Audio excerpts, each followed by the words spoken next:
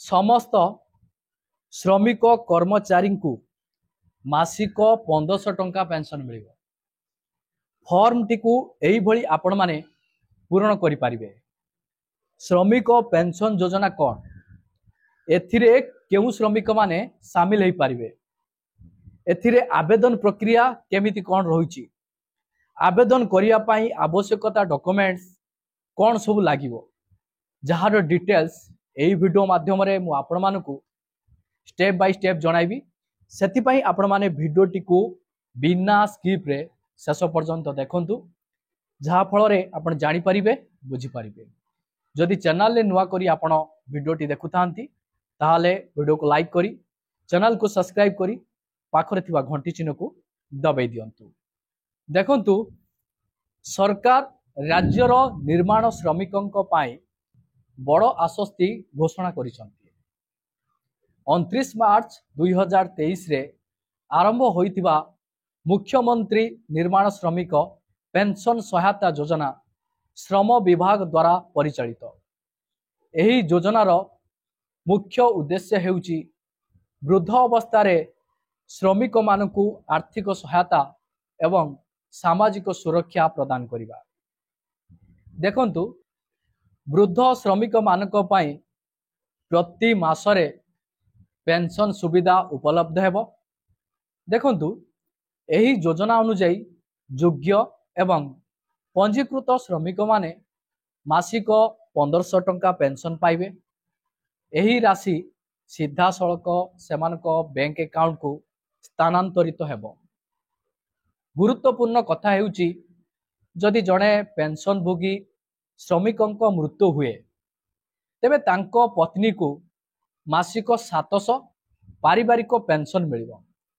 वृद्ध अवस्था रे स्थायी आयर उत्स नथिबा परिवार पाई एही पदक्षेप एक गुरुत्वपूर्ण आश्वस्ति।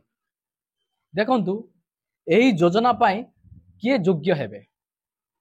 एही योजनार लाभ केवल श्रम विभाग रे पंजीकृत 60 वर्ष किंबा ताठारु अधिक बयसर श्रमिक मानकु मिलिबो।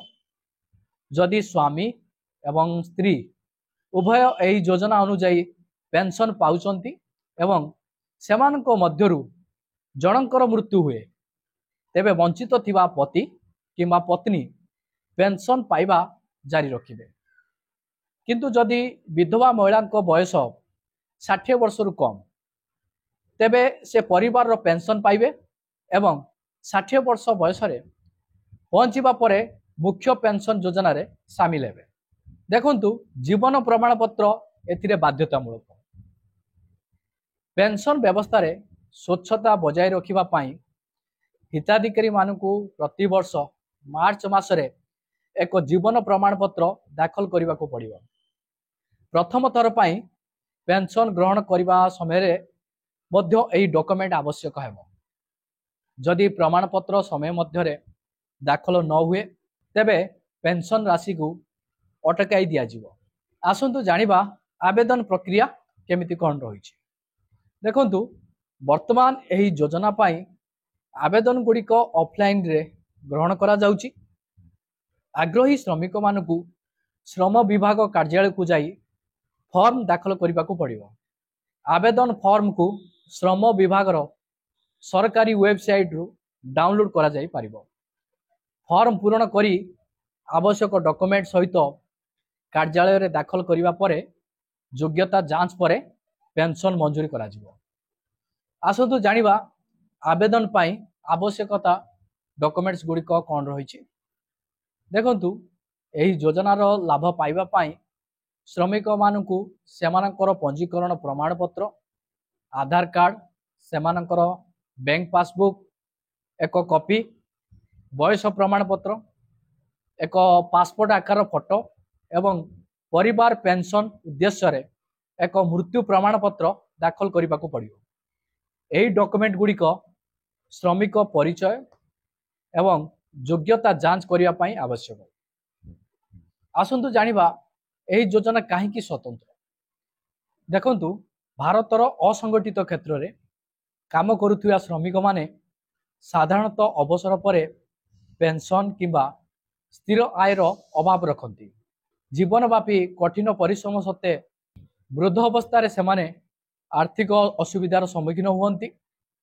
सरकार योजना सेमानक पई जीवन रेखा प्रमाणित हो पारे। देखंतु वृद्ध श्रमिक मानक पई संजीव मासिक 1500 पेंशन एक बड़ राशि परी मने न हुए, किंतु यह सेमानकर चिकित्सार आवश्यकता राशन एवं अन्यान्य मौलिक आवश्यकता पूरण करिबारे गुरुत्वपूर्ण योगदान दे पारे। एही योजना वृद्ध श्रमिक मानकु आर्थिक सहायता प्रदान करी आत्मसम्मान एवं सुरक्षार जीवन यापन करिवार सुजोग प्रदान करे।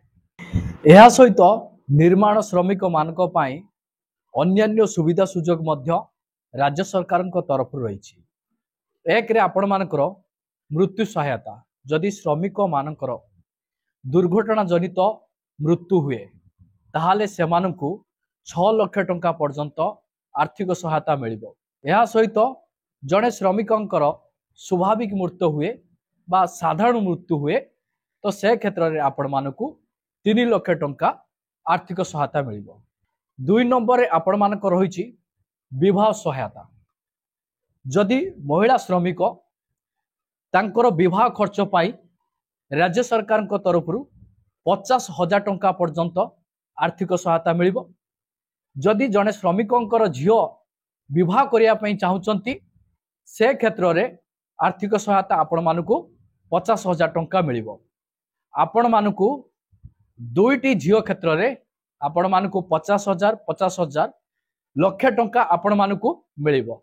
यह रही आपण मानक पाई सुविधा। 3 नंबर रे महिला श्रमिक मानक पाई मातृत्व सहायता 10,000 टंका लेखाय मिलिबो। दुईटा शिशु पाई आपण मानकु 10,000 टोटाल आपण मानकु 20,000 टंका मिलिबो। 4 नंबर रे आपण मानक रही पिला मानक पाठ पढ़ा खर्च रे आपण मानकु आर्थिक सहायता मिलिबो। आपण को पिला जदि 6 क्लास रु ग्रेजुएशन पर्यंत पाठ पढ़ुची तो आपण मानकु 2,000 टंका रु आरंभ करी 40,000 टंका पर्यंत आर्थिक सहायता मिलुची।